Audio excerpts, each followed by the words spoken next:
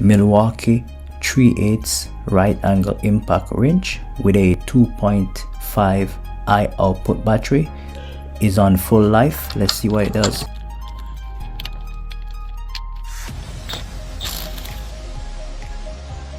Let's try a next one.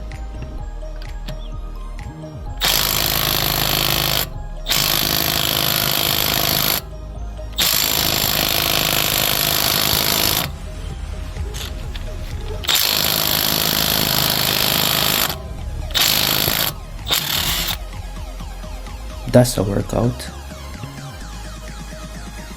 Let's see how fast this 1/2 inch impact wrench can take these lug nuts off with a 8.0 high output battery. It's on full life. Let's see what it does.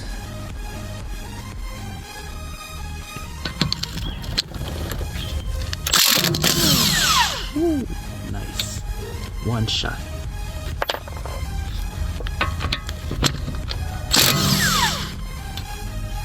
There you go, guys. I think this wins. Thanks for watching.